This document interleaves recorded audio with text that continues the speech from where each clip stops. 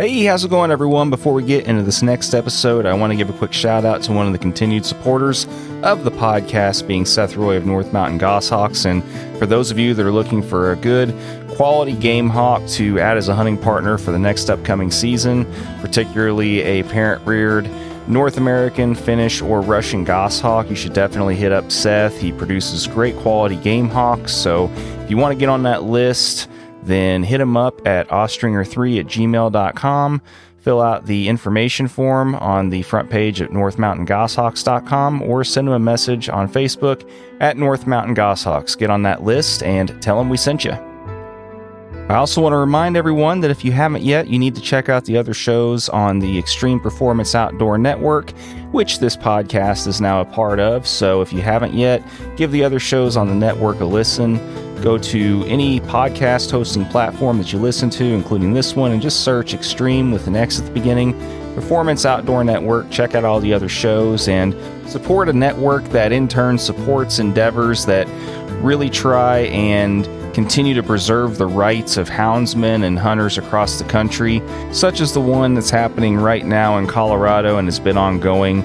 The network has directly generated tens of thousands of dollars to support that cause, and it's reasons like that that I'm really happy to be a part of a network such as this that likes to give back in those ways. And like I said, if you haven't checked out any of the other shows' content, you really should. You'll have fun listening. And speaking of extra content, if you are wanting to hear more content from this podcast, then think about signing up to the Extras membership that's available via my Buy Me a Coffee account.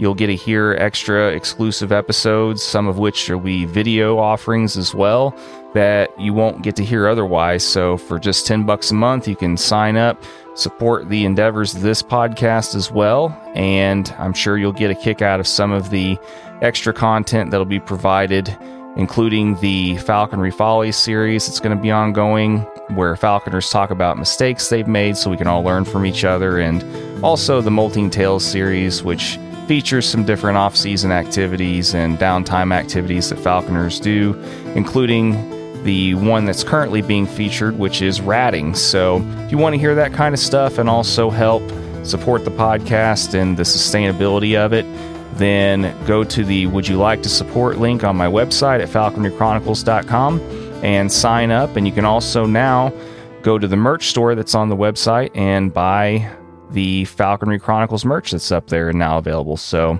appreciate you all's support. Thanks for continuing to listen, and I really appreciate it. And now on to this next episode of the Falconry Chronicles podcast.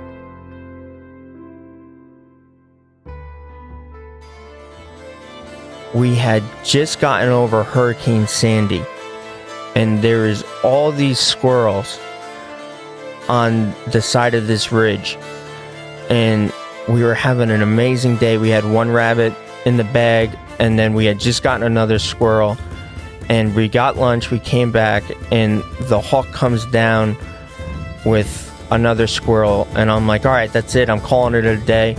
You know, I'm going to go home and, do other things. And all of a sudden I look around, and the thorn, my first dachshund, I only had one at this time. He wasn't anywhere to be seen. And I'm like, you gotta be kidding me. Hey, what's up, everyone? Welcome back for another episode of the Falconry Chronicles podcast. And this episode will wrap up the last of the episodes that was recorded last year while I was in New Jersey and recording all the folks for the Dachshund series that's been ongoing. And this episode is with Zack Bohn, and we cover a bunch of different stuff in this episode, but one of the more important things that I think we go to a little bit of length in covering in this episode, of course, is the invasive feral cat epidemic that our country continues to face and has been addressed by some people, but there's, for whatever reason, it's just kind of an ongoing thing that nobody really wants to really have an adequate solution for fear of the natural repercussions that might come from some types of people. And so anyway, we're just going to jump right into this episode. You can hear that discussion amongst more dachshund talk and other things. So I'm going to jump right into this episode with Zack Bohn and enjoy. Here we go.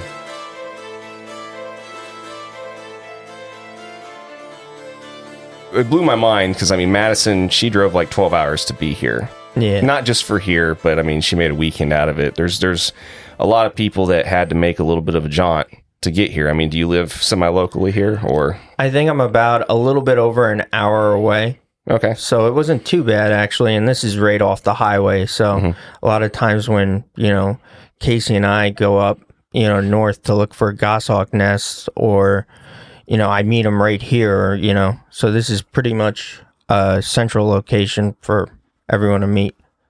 Okay.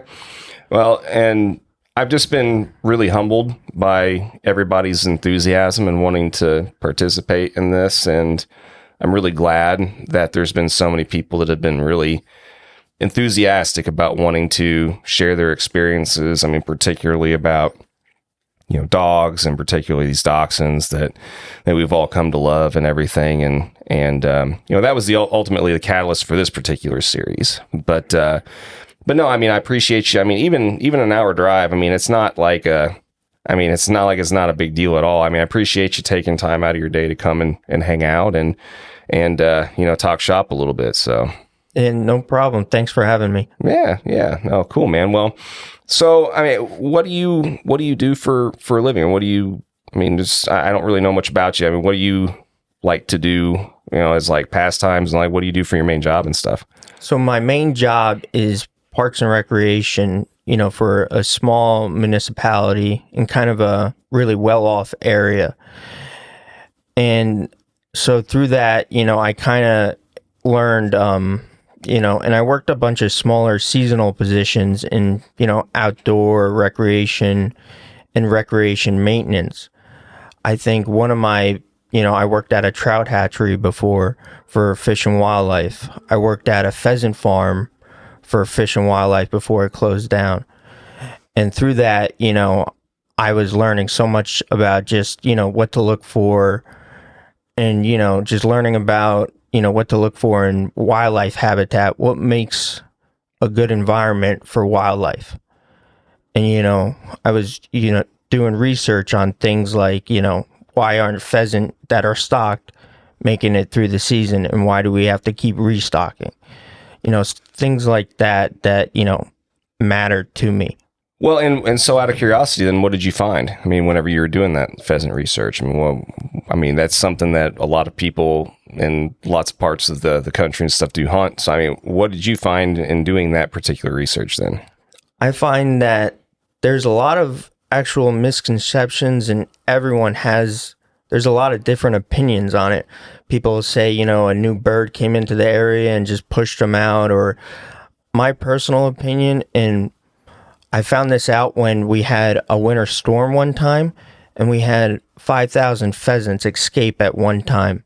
So those pheasants actually were successful in breeding in the wild.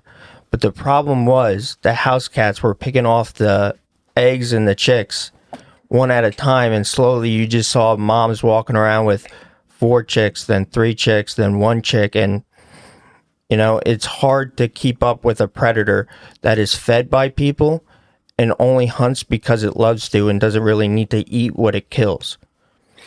It all comes back to the damn feral cats. I really wish there was a system that we could really mitigate all of that better. And it seems to be a running theme. I know there's been a few episodes, even in this series alone, that we kind of broached this topic. And it really is a shame that there's not more that can be done because of the whole socio-political realm with cats that really are invasive. They don't belong out of people's houses.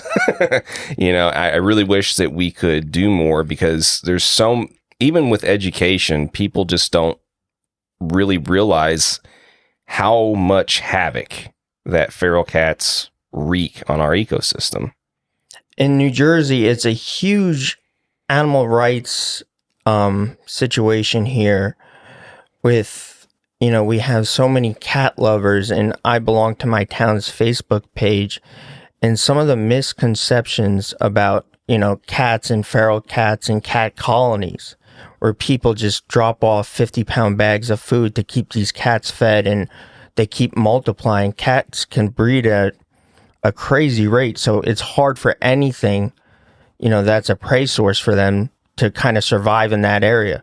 And then they just keep branching out. And it's mostly, almost, I would say 90% of people don't share the same opinion as you and I do. There's so much, for instance, we just had a bear hunt that was canceled for the last 5 years. And there was so much emotional thinking versus rational thinking and factual thinking.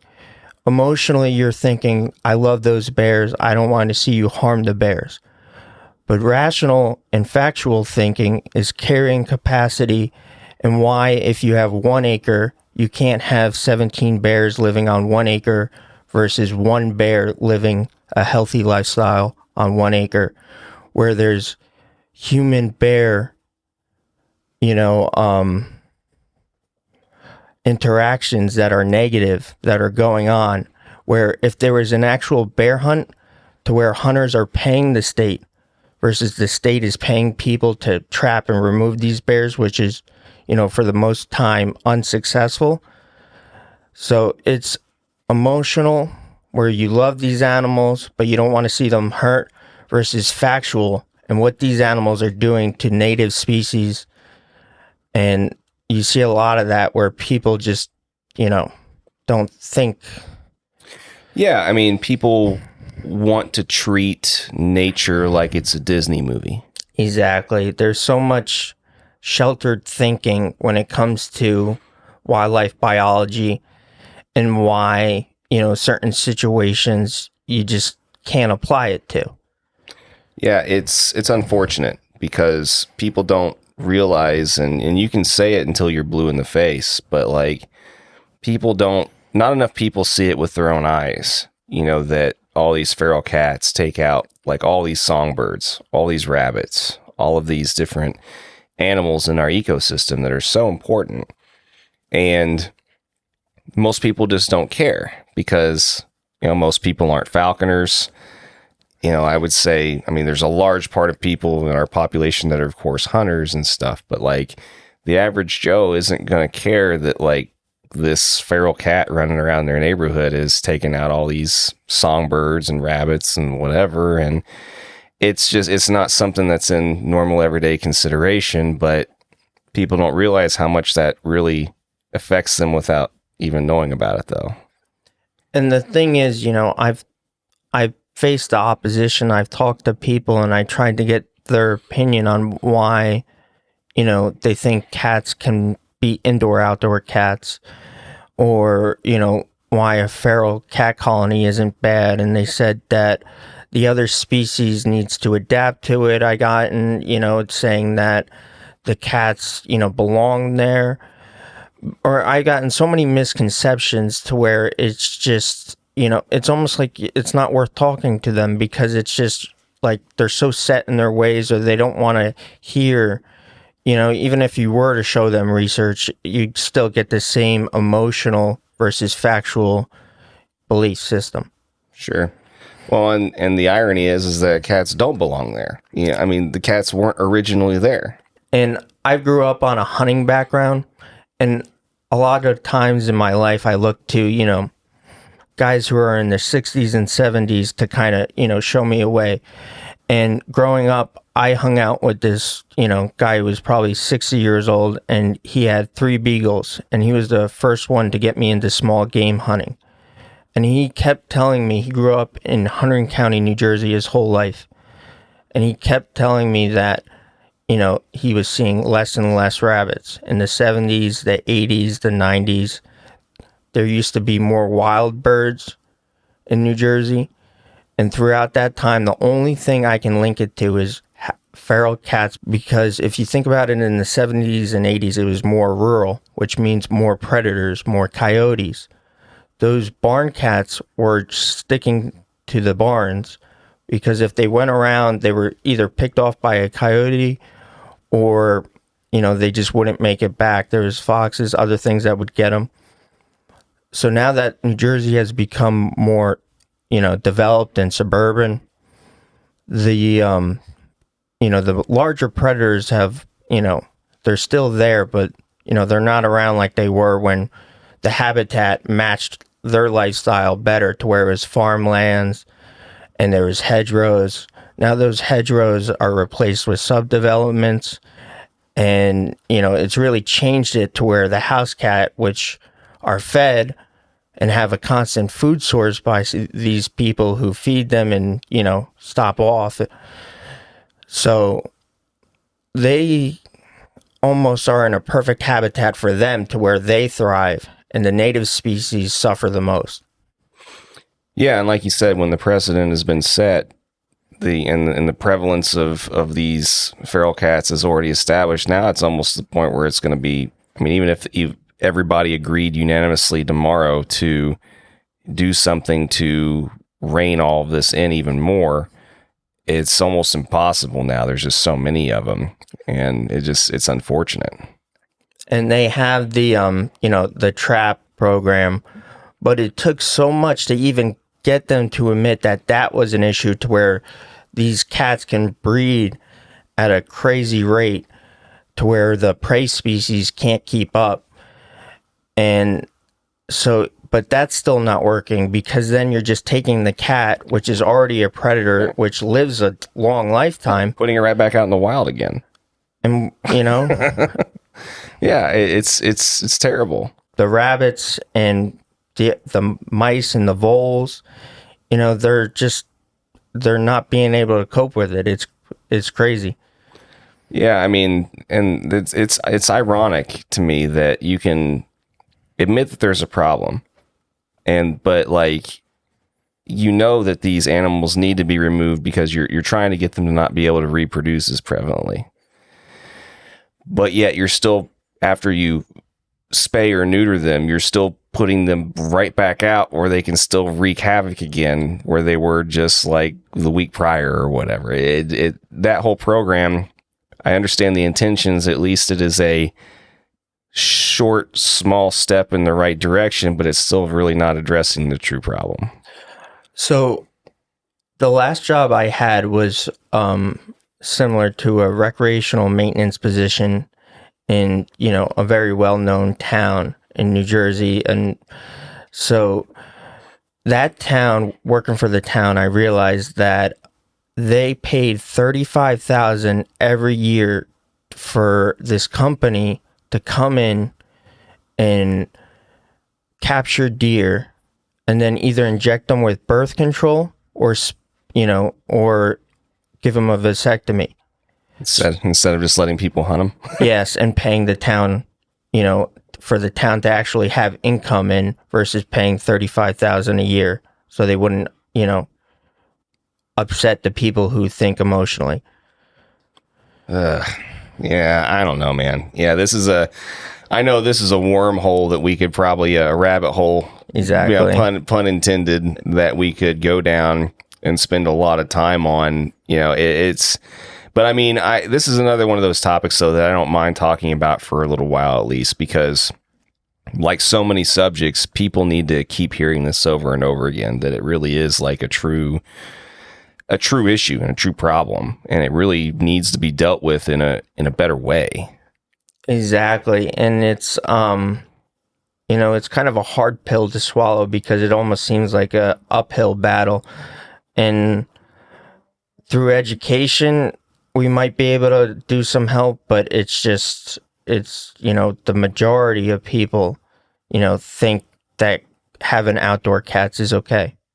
Yeah, that's unfortunate, but yeah, I don't really know what the solution is either. And what a lot of people don't realize too, and that's a good thing to know, and I don't know, if nothing else, it might be a little bit more of it might be a little bit more of a swaying factor in getting people to be a little bit more acceptant that something needs to do, is a lot of people don't realize how many stray cats carry rabies and stuff too. You have a bunch of cats that usually live together in a close quarters, and you're stacking, piles of food there for them all to gather around and eat at.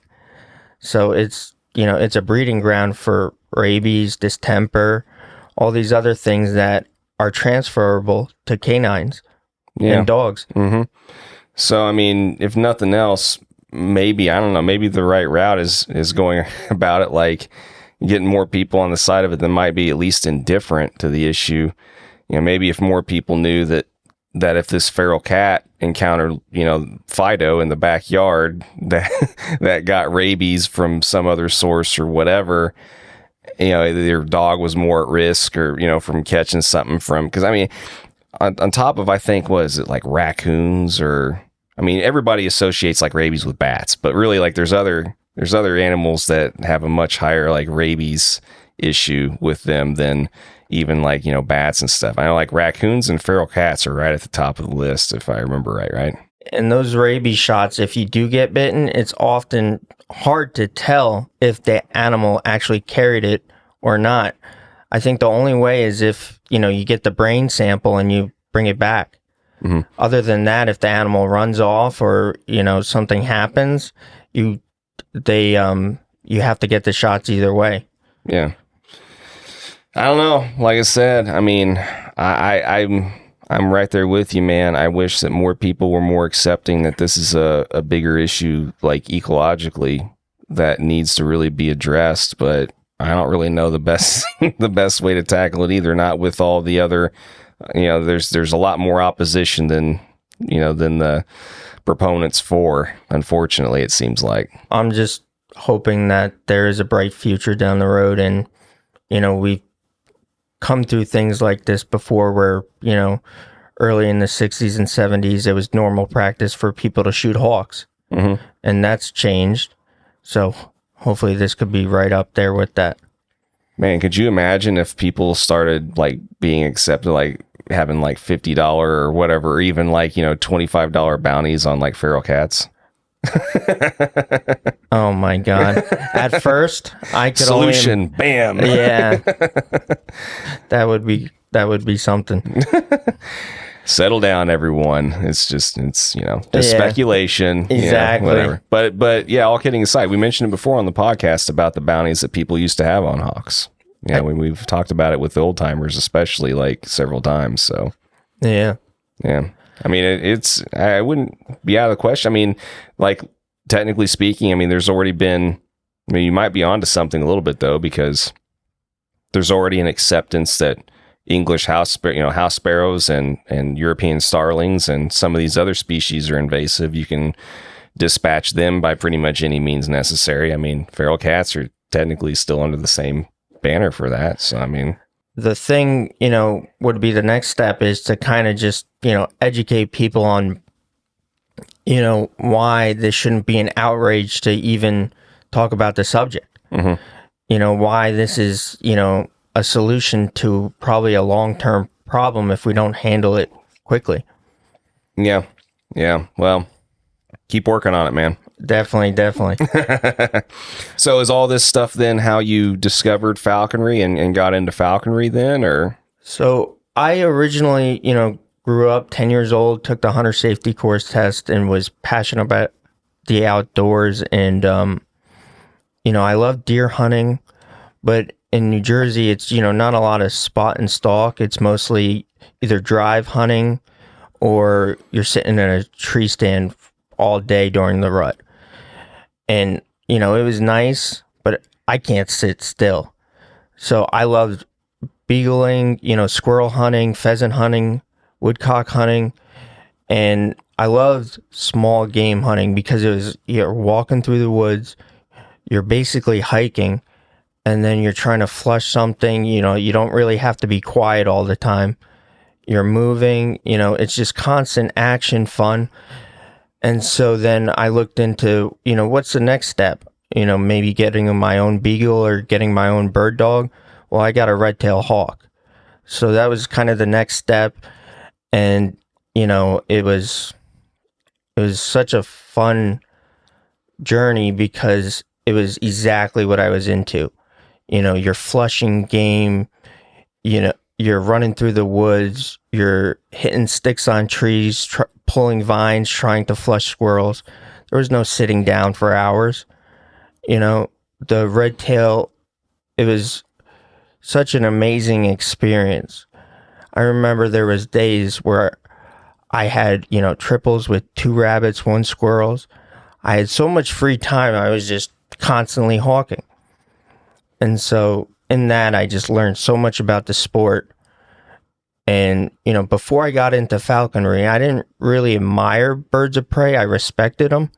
But when I started getting that closer relationship with red-tailed hawks and, other birds, I started to really admire them too for what they are as a predator and how far they've come.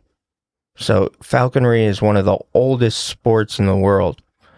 And it's something that's been around for a really, really long time. And it's amazing to see because it's one of the few sports to where you can see people in Brazil. You can see people in Spain. I was at a NAFA meet and I met a guy in Scotland. And I still message the guy every year on Instagram. And you make these amazing connections with these people all around the world because of falconry. And that's something I will always love about the sport.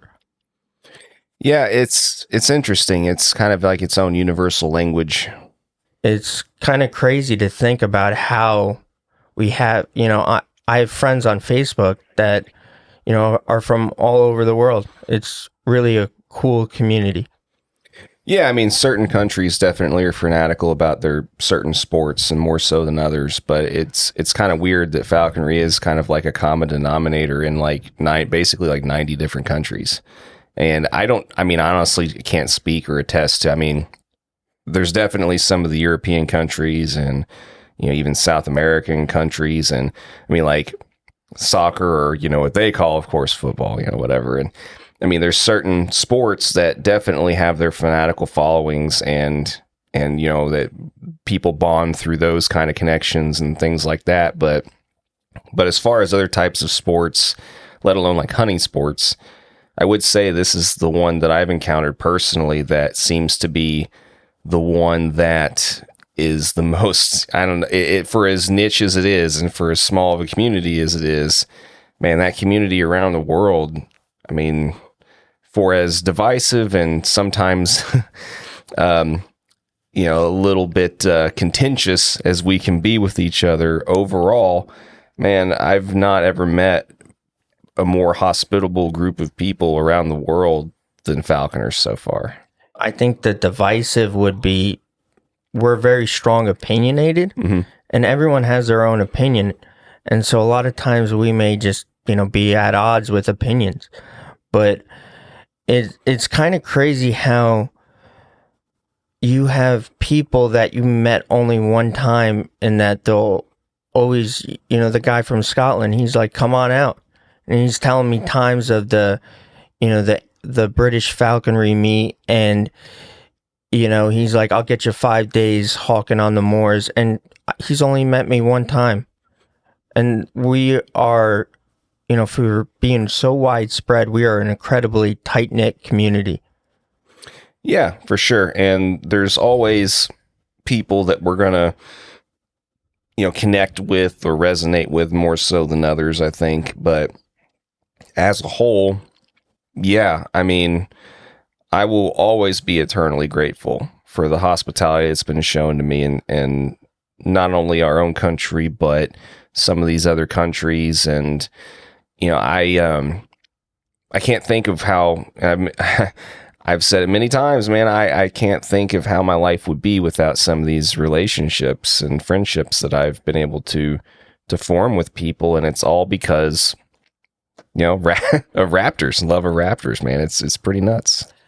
So it's funny with falconry, it becomes such a passion that a lot of times, so I have a fiance and pretty much every vacation, there's a falconry aspect of the vacation. Even if she doesn't know I'm going to put it in there, it's in there. So we had a trip planned to Las Vegas to see the desert. We were going to go on, spend a night in a hotel and see, go on a horseback ride and all that. Well, on a side note, I was messaging David Canellis, and I met him through Facebook, never met him in person. And I asked, he had a pretty cool breeding project out there with some pretty, exotic eagles and cool birds that you normally don't get to see on the East Coast. So we fly out there, and then all of a sudden we take an Uber out to this guy's we never met before. And we're, Googling his address, and we're saying we're still on. And so we show up, and he couldn't be a nicer guy. He gave me the whole tour. He pulled out his juvenile black eagle, and he's holding this massive bird on his fist, which is, I thought it was bigger than a golden. Its feet were probably the biggest feet I've ever seen in my life. And we're just sitting on his couch, and I'm probably 5 minutes into meeting this guy in his person. And he's the nicest guy ever. And, that's kind of the falconry community in a nutshell. Yeah. I mean, like I said, there's been so many people that, speaking just from my personal experiences that have been, welcoming, without even knowing me from Adam. Granted, it always helps whenever you have someone that speaks highly of you that is, going to vouch for your reputation or whatever and things like that. But yeah, it's just been amazing to me how many people have been just so, all the way across the world, been willing to welcome me into their homes and, close circles and everything else just from a common passion for an animal. It really is. It's amazing. And there's so many people, even around my local town, that now just know me as the hawk guy. And they, I just saw one of my, old friends from high school at a Rite Aid, and he brought up Casey.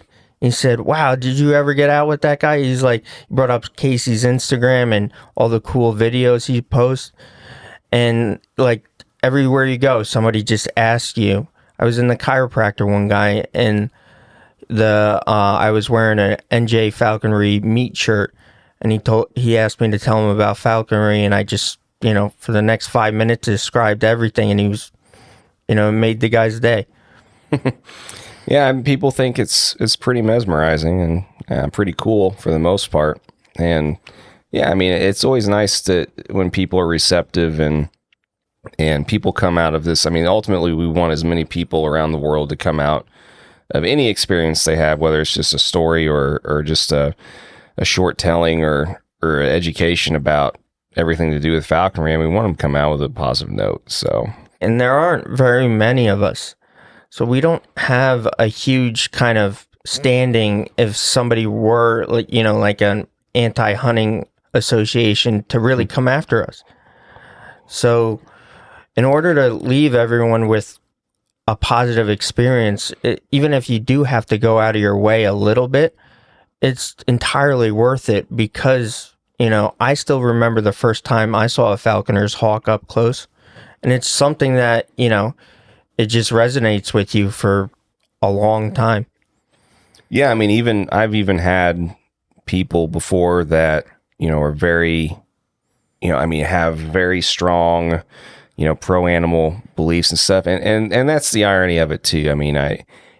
We're also so pro animal and so pro conservation. And I think once we get people to understand, even people that may not really believe in what we're doing or be fond of it or anything, I think once they understand that, at least if nothing else, we have a common ground that we do care about animals. We love animals. We love these animals. We love predators. We also love the prey. And we also have the prey's overall best interest at heart too, because, without a prey base, it doesn't matter if falconry disappeared tomorrow. The fact of the matter is that these animals still exist in the wild. We want them to have a way to continue to thrive and succeed in the wild also, even without our, benefiting from that in any way, shape, or form.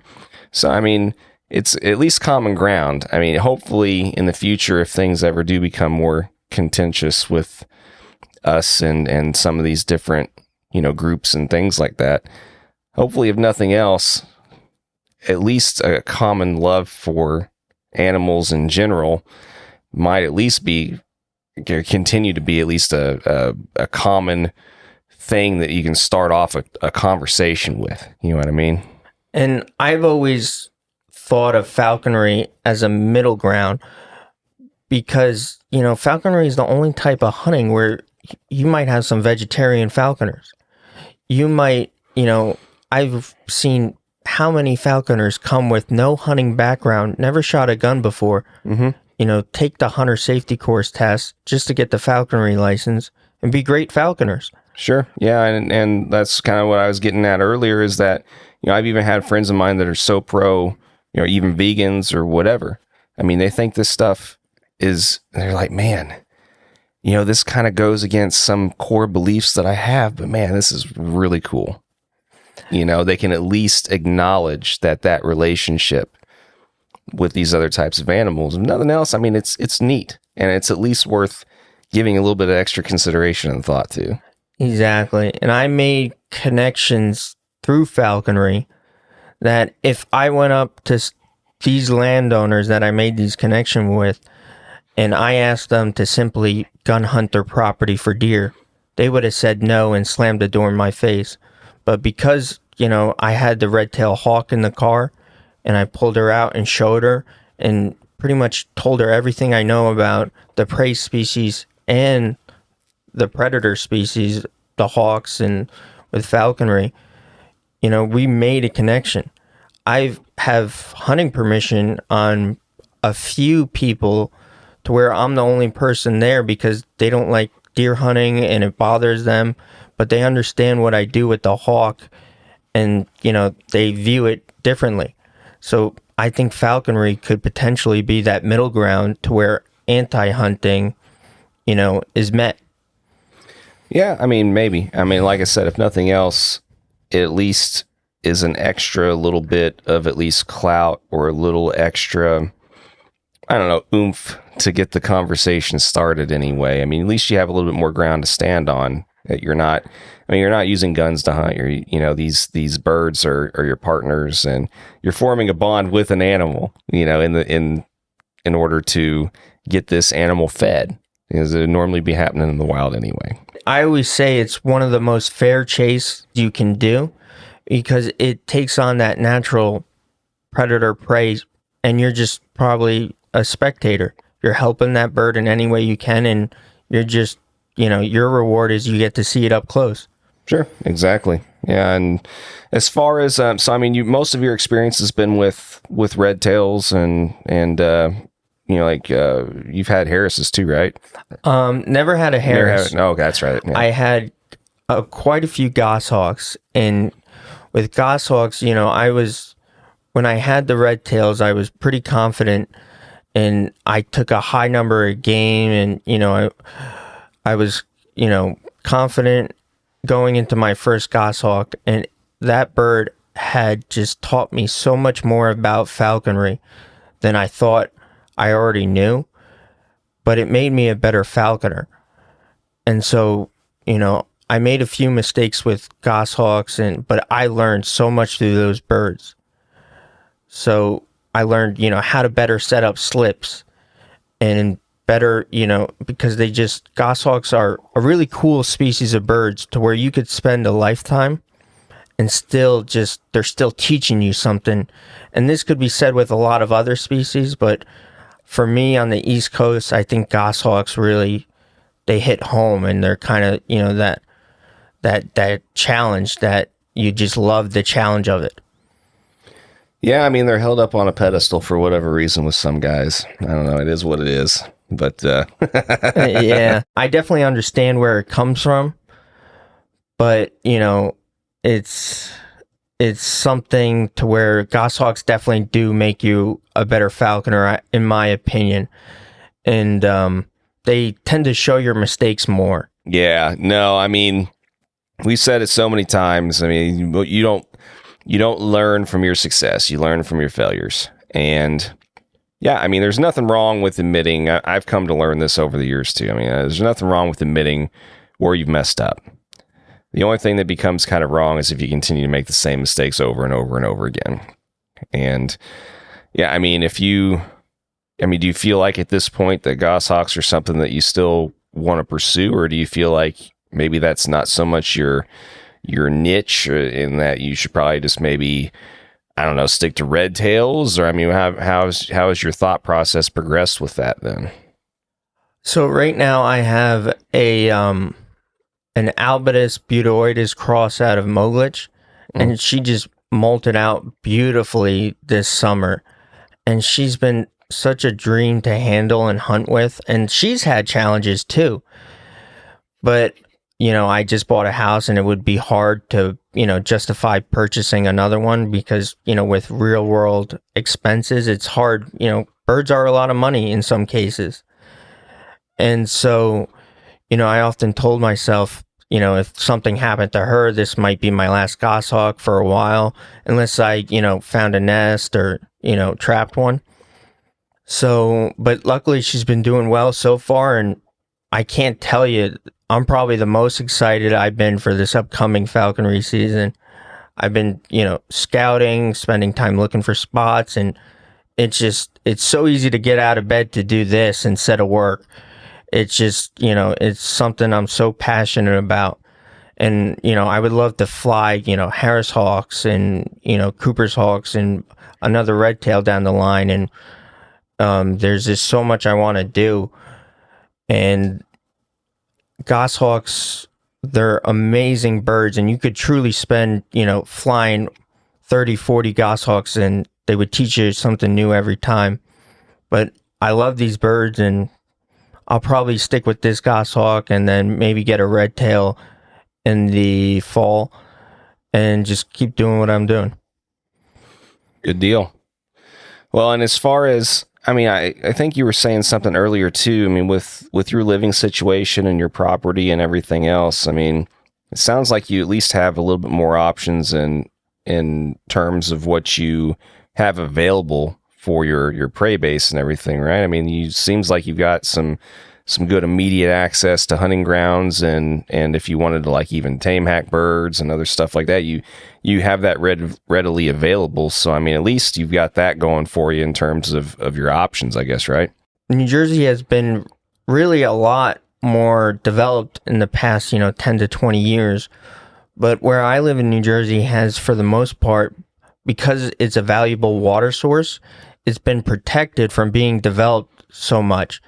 So that area where I live is kind of like a special niche to where it stayed rural. So I grew up on a 65-acre farm to where we, had goats, we had chickens.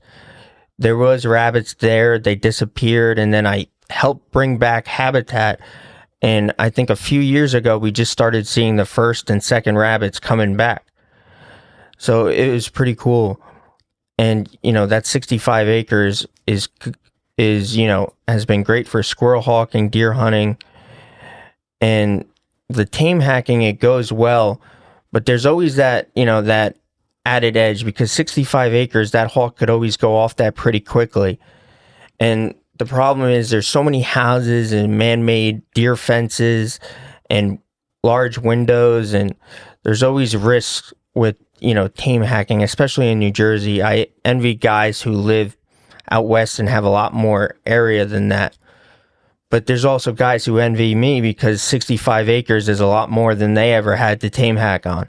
I was going to say 65 acres is 65 acres. Yeah, true. It's not all equal, sure, but for anyone to have 65 acres of anything really readily available to them. Yeah, it was certainly nice, and it spoiled me growing up because, I explained to other hunters, what I had growing up, and they said, man, you had it all, because these guys always either had to join a hunting club or, hack their birds on, places they weren't really too happy with, or a lot smaller plots of land. Well, and as far as, I guess now would be a good time though to transition then to, you've got all this land, you've got, these different resources available to you. What exactly made you decide to get into dachshunds then? Why dachshunds? Why the breed? What was attractive to you about the breed in your falconry? So I mentioned this before, to where, I grew up with a hunting background before a falconry background. And I seen, beagles run, and then I seen, I Irish setters and Brock Frances and German pointers. And I think, I seen kind of the best of both worlds with beagles and pointers. And the dachshunds were cool because they were kind of the Swiss Army knives of the dog world, to where I think they could, maybe not do one thing the best, but they could do everything pretty well. And a lot of times, when we're hawking, I know I grew up on 65 acres, but a lot of my spots, one of my best rabbit spots is behind a gas station. And a lot of times, if I'm bringing this large pointer, or, these beagles are barking through there and they're running this, it just wouldn't work out. So the cool thing about dachshunds is how they kind of just blend in. And a lot of people who are in a non-hunting background, they just overlook them. So, growing up in New Jersey and then getting into hunting with beagles and then, falconry, I met Teddy Moritz. And so I, through talking with her, I was convinced that the dachshund was the right dog for me. Oftentimes I would make jokes, before I had my first dachshund, that I had to wear so much heavy brush gear, it looked like a German Shepherd couldn't bite through me. Otherwise, you would just get torn up by these massive piles of thorns you were trying to get through to flush this rabbit. So I met Teddy and I bought my first dog.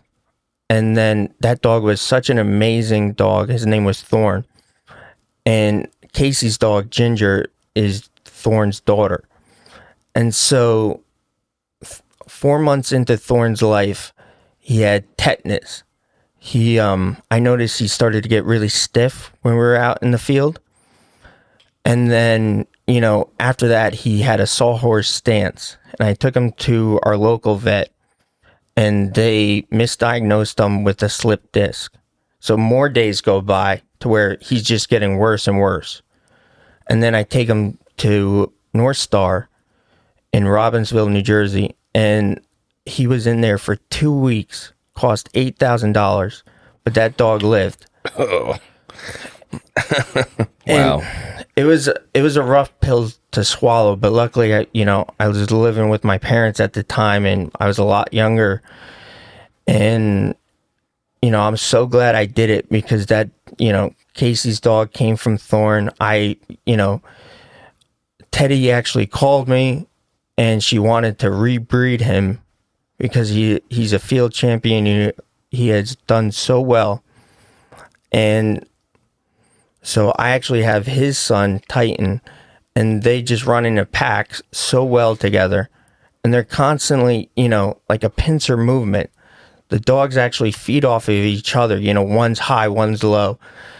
And so dachshunds are different in a sense to where they can go in holes. They can get that extra flush that might make a difference between going home empty-handed and having one in the bag and having a bird with a full crop.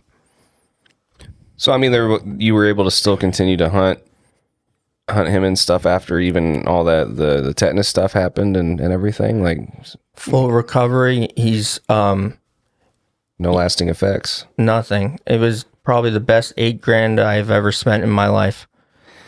Yeah, I have friends that have spent thousands and thousands of dollars on either back surgeries or even, well, for that matter, I've got a really good friend who, he had pugs for a while even.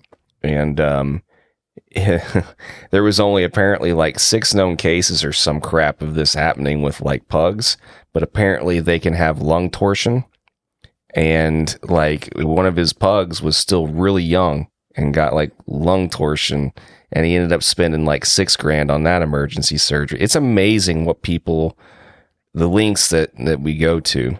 And of course, the tough decisions that we have to make sometimes with these dogs.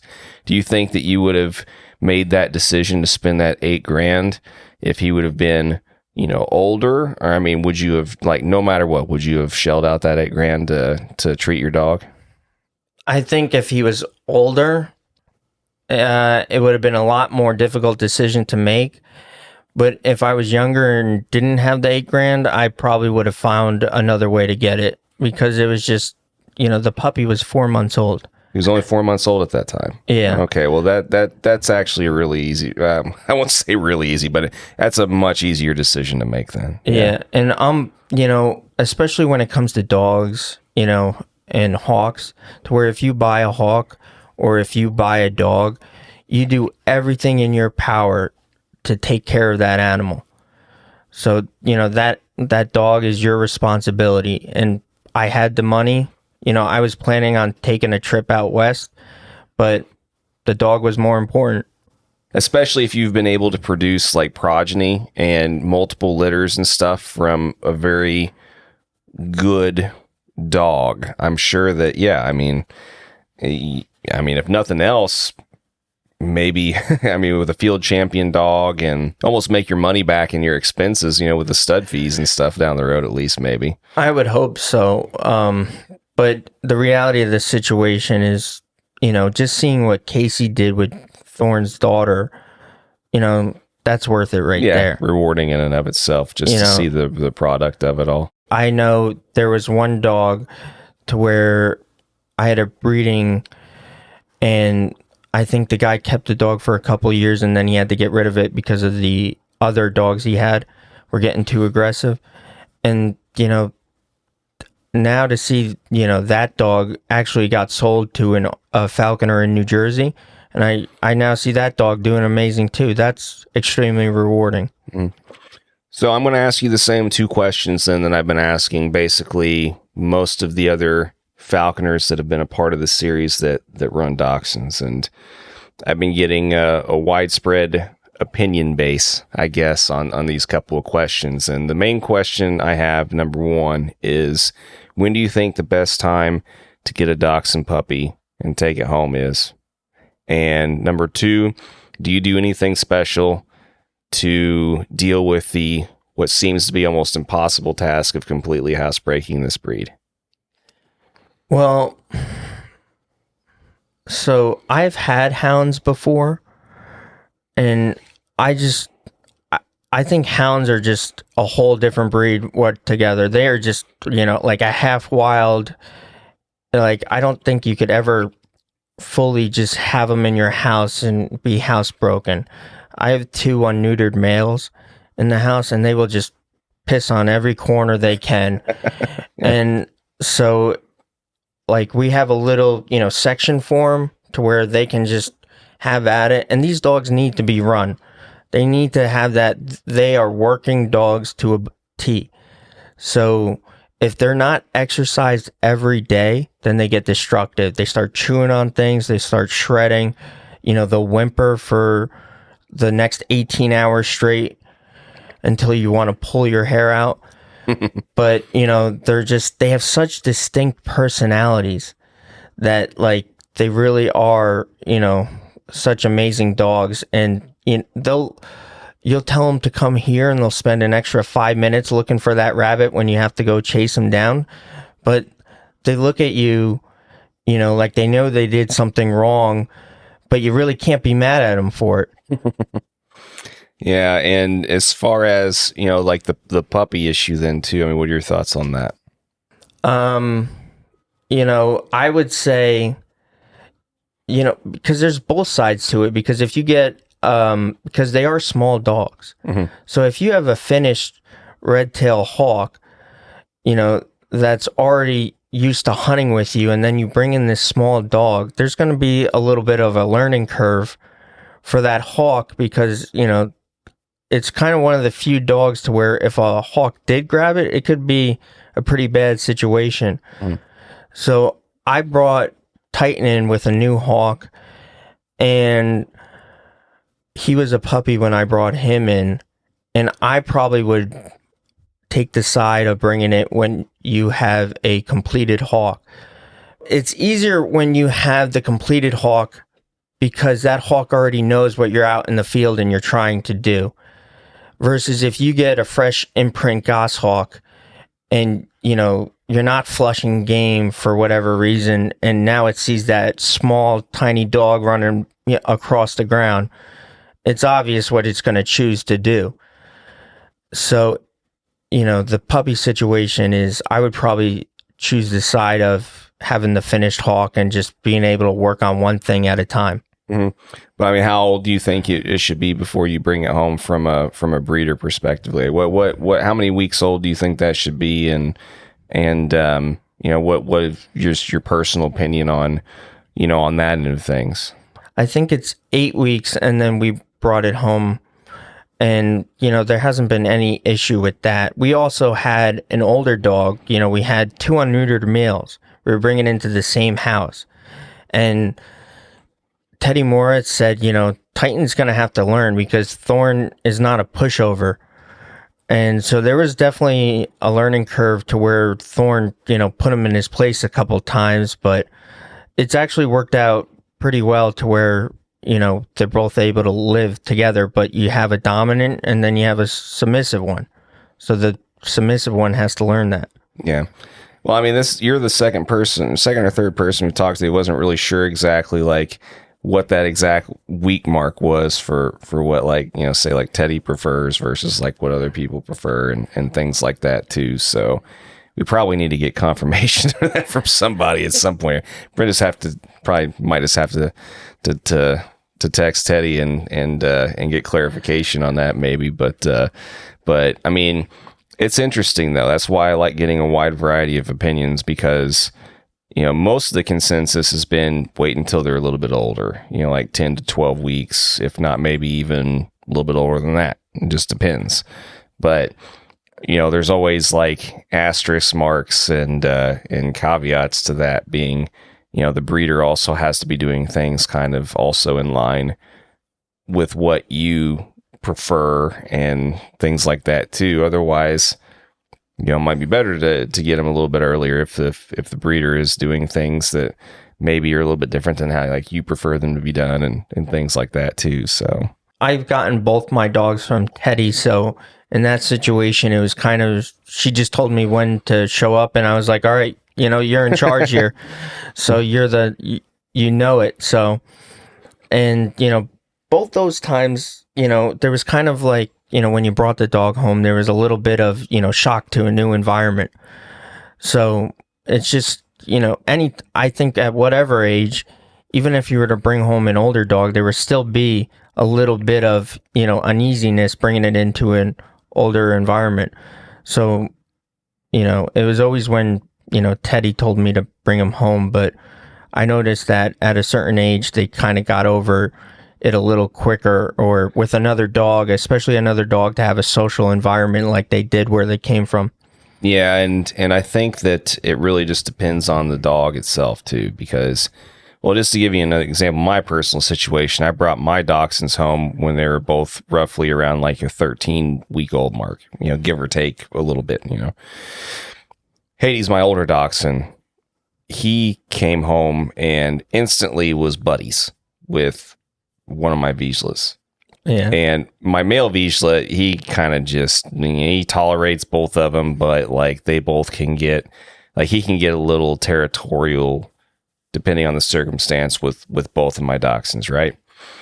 But Horace, my younger dachshund, when I brought him home, like he was full on like scared, he was very intimidated by the bigger dogs, especially. Very much more. It took him at least probably 2 or 3 days to get acclimated and comfortable with the other dogs. And it took a lot of socializing initially over those 2 or 3 days to get him comfortable. And after that, he was absolutely fine. Hades, there was zero. Like there's no time whatsoever. He was instantly part of the house, part of the pack, got along fine, had his place. Horace took him about 2 or 3 days. And before I think he thought that the other dogs weren't going to kill him, so, yeah, I don't know. I don't know if there's really a right or wrong answer to this question, but I want people to be educated going into any decision they might have, when making a deciding factor on whether or not this is a breed for them or not. Exactly. And there's so many different variables, because it's not like, they're going to grow into a dog to where, if there is a scuffle over food, they'll be all right or something like that. You have to know the other dogs that are in the house, or, if it's that sort of situation. So when I brought Thorn home, my first dachshund, I lived with my parents, and they had 5 English Mastiffs. Okay. So there was a lot of questions going through my head when I was bringing this small, tiny little, dachshund home. And he was kind of like you said, he kind of ruled the roost right off the bat, to where he stole everyone's toys, and he knew that bigger dogs couldn't get underneath the kitchen table, and he stashed them. So, but Titan came home, and we were living in our first home, and Thorn was a completely different dog. He made sure Titan knew it was his house from the get-go, and if he ever took a nail out of line, he put him right back in his place. And so, but they've, luckily they acclimated to each other, and it was much easier for 2 dachshunds to acclimate versus, a dachshund in a much bigger dog that could potentially be aggressive to acclimate. Sure. Well, cool. Yeah, and I mean, like I said, I wasn't sure as far as like the housebreaking thing too. I mean, you don't use anything else. Like, did you ever take to like, the belly bands or anything like that, or did you, you literally have a part of your house where you just kind of let them? I gave up. I just let them. I was like, here's your section. This is it. We pick it up and mop it every once in a while. And, everything we put in there, we put, like houses or like little dog homes they could hide in, and they just rip those into shreds.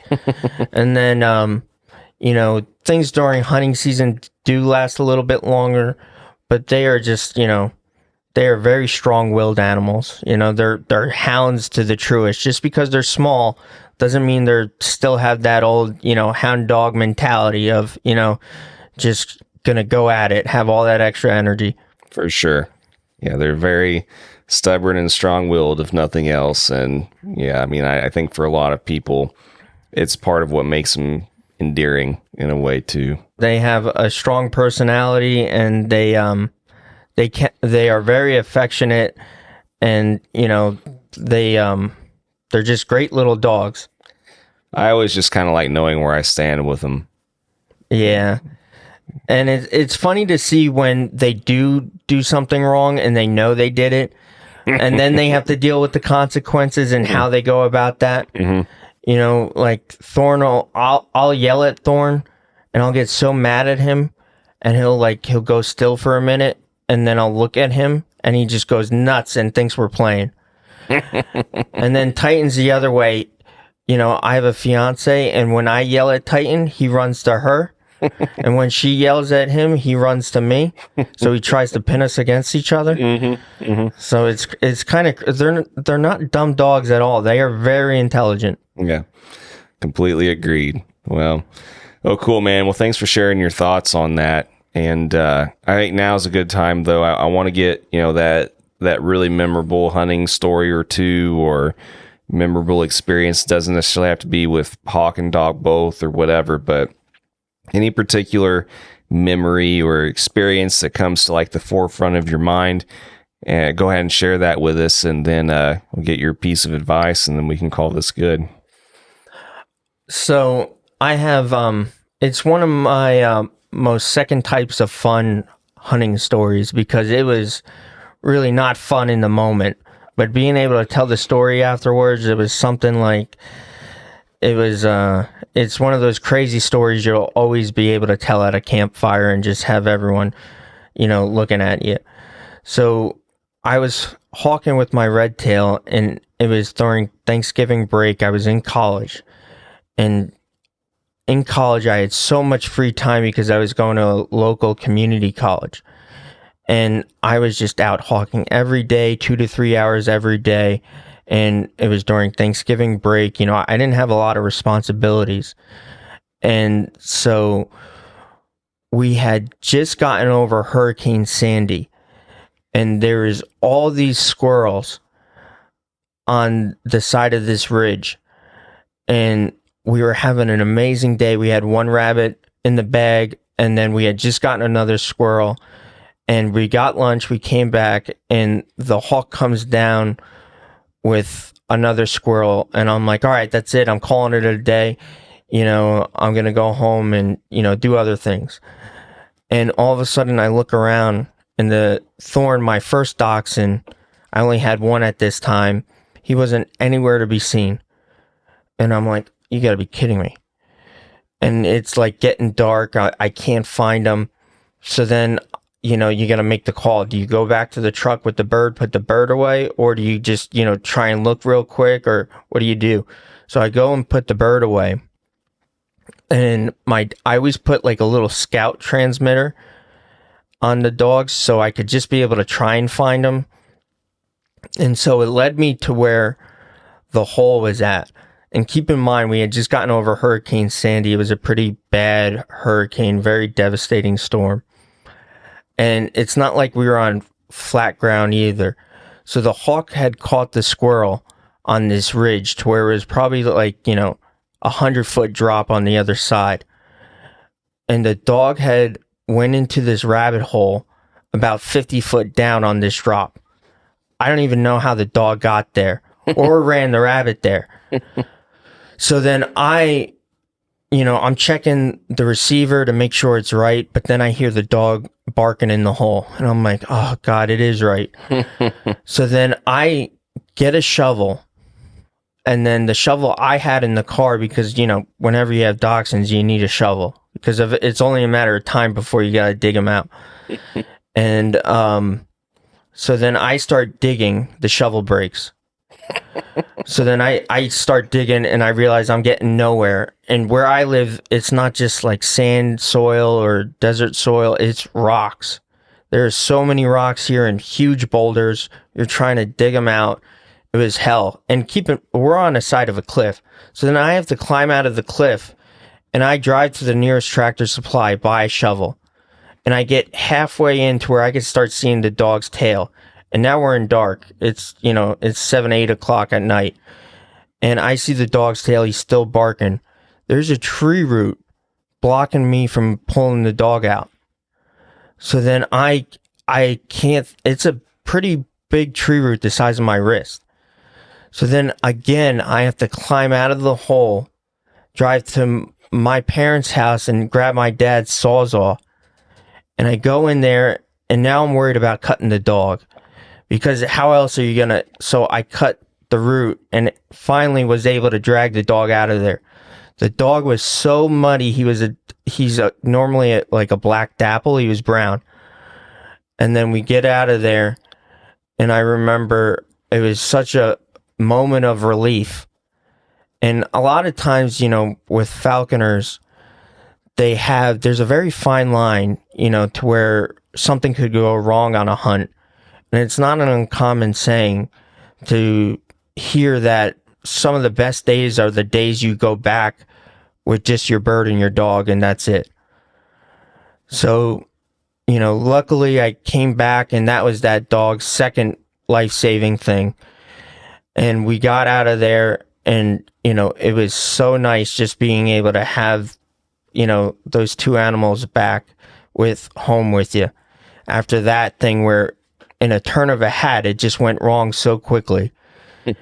And it was, something, falconry, I never take it for granted. And my advice to other people would be, to learn pretty much not just from one person, but learn from everyone. During that experience, I had called 3 different falconers to ask what I should do. I called Teddy Moritz. I called Philalia. I called Pacorn. I called, so those 3 were, Pac was telling me to calm down. Phil was telling me, how to dig the dog out. Teddy was saying, you're just going to have to cut the tree root. So these people were all, took time out of their day to just talk me through this thing that could have gone very wrong. There are people who lost their dogs and just never found them again in holes. And so I was extremely nervous, and they took time out of their days to just talk me through it. And the words that Teddy Moritz had said to me when I thanked her afterwards was just like, oh, it takes a village to make a good falconer. Well, I mean, there is some truth to that. I mean, we get our foundation hopefully from one main person, but inevitably as we continue to grow and expand our horizons a little bit, I mean, there's inevitably going to be species or instances in which our sponsors sometimes haven't dealt with. And so you almost have to reach out to other people at some point in time or another. So no, that's great stuff, man. Well, I mean, unless there's anything else you want to add, I think we can probably call this conversation good. And, like I said, thanks again for coming out and hanging out and stuff. No problem, man. Thanks for having me. Yeah. Anything else you want to add, or are you good? I would say that's it. I'm pretty good. Fair enough, man. Yeah. All right. Well, like I said, thanks again. And yeah, man, there's some good stuff there. I appreciate it. Thank you. Thank you so much for having me. No problem, bud.